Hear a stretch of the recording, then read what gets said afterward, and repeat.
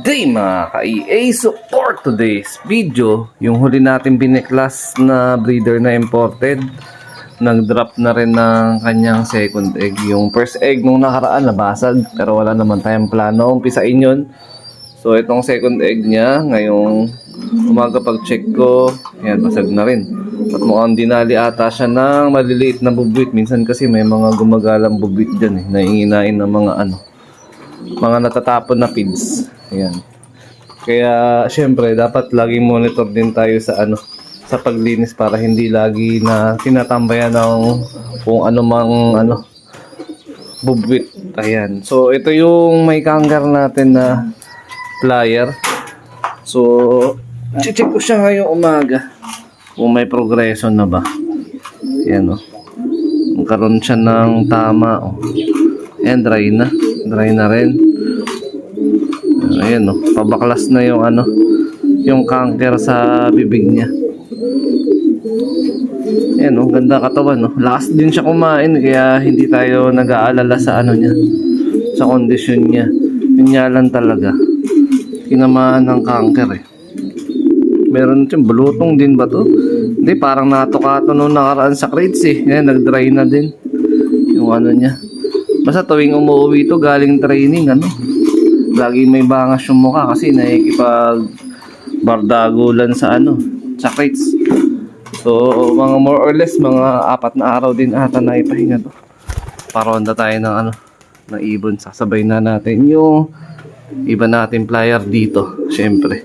Tapos yung dalawang stock bird natin na nandito, yan sa kanan yung old line Victor Lim, Sir Dennis Palma. Tapos itong nasa kaliwa, Madlalop, ayan, Taiwan X African Black Eagle, half sibling ni yan, ni Kobe, speedbird ni Idol Madla.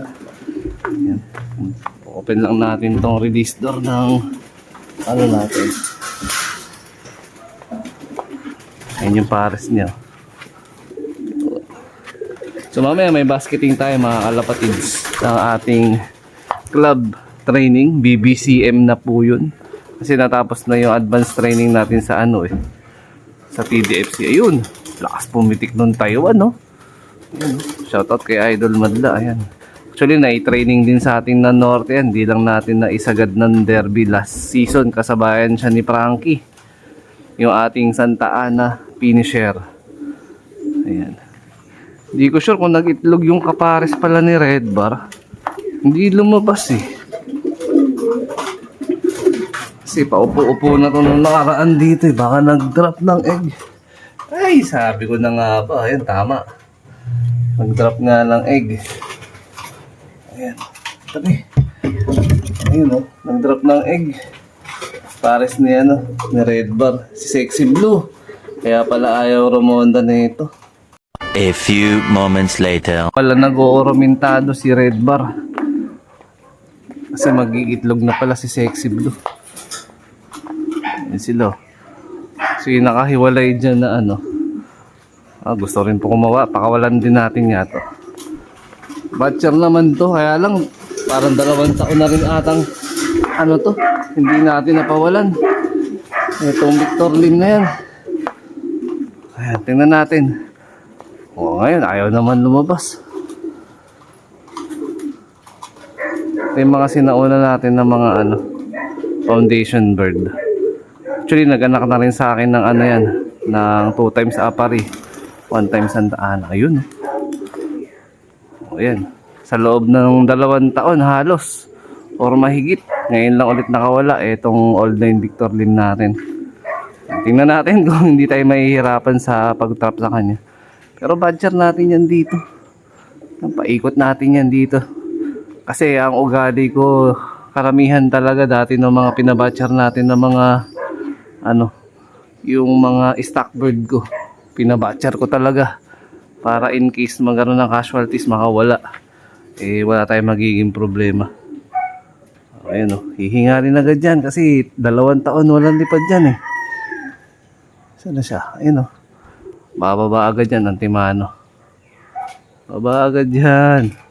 2 taon ba naman ba walang lipad naka-stack lang Ba? Nakarami ka na ng ikot Ayun na. Ayan na. Aba. Talaga. Papakita ang gilas ah. Pwede pa atang idipad ng old bird to ah. 75 years later. Dahil ginawa nga nating breeder itong hen na to, nagaling kay Madla. So, nangyari, possible na mahirapan na naman ulit tayo dito magpa-trap sa flyers loop. Ayan, no? Kailangan lang natin itaboy itong mga ibon sa lapag kasi pwedeng madali na ang ligaw na pusa eh. Meron tayong inampun na pusa dito na puti, mabait naman. Kaya lang ang problema yung mga anak, eh, parang nirelocate nung inahin na pusa. Hindi na namin alam kung saan na nirelocate yung mga kuting. So ito, dito pa dapo-dapo itong hen breeder. Kasi nga, dito siya nakalagay. Mahabang panahon din siya. What if yung isa pa na 2 taon na naka-stock? Although hindi naman tayo tuloy-tuloy nagbe-breed, pero pag binabaklas ko, nandito lang yan sa may breeding section. Yan. So ito yung hen. Ayan o. Nagkaakmang dito pumasok sa breederan natin, hindi dun sa tires. So ito magiging problema natin. So mga kalapatids, pagka dry na yung canker nung ibon, especially sa ngalangala or sa bibig, nililinis ko ng apple cider. Konti lang. Gagamit lang tayo ng ng cotton buds para ma-disinfect yung niya, yung pinaka-infect na part para mas mabilis bumalik. Pero gumamit pa rin tayo ng synthetic na antibiotic. Siyempre, iba pa rin yung yung tutulungan mo rin yung ibon para bumalik. Ayan. Dapat mag-ingat kayo pag magtatanggal ng dry na cancer. Pero mas madali na siyang tanggalin pag dry na. Pagkasariwa pa, huwag niyong tangkain na tanggalin. Kasi baka ma-injured pa lalo yung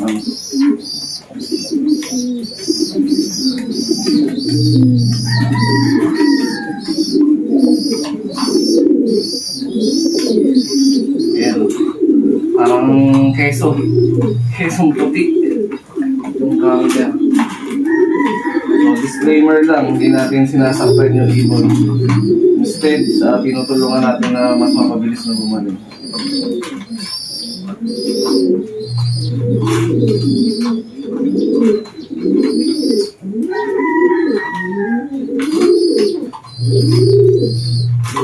A few moments later. Kalapatids, yung natanggal natin na cancer, ayan, dry na. Kung sariwa to, hindi nyo to basta-basta matatanggal sa ngalangalan ng ibon. Kaya dapat ipag-dry nyo muna at least mga 3 to 4 days. Magda-dry na naman ng kusa yun. So, dispose na lang natin ng maigi siyempre sa basurahan para kahit pa paano. Ayan. So, ito na yung cock na grisel. Pero mamayang gabi, ibabasket natin to. Titraining natin. Tarlac City ata ang bitaw. Bukas ng umaga. So, pagdating naman sa appetite, wala naman siya naging problema. Pero, mas maigi na tinanggal na natin yung namuong cancer dun sa bibig niya para mas sumilom na rin yung yung sugat sa bibig niya. Ayan.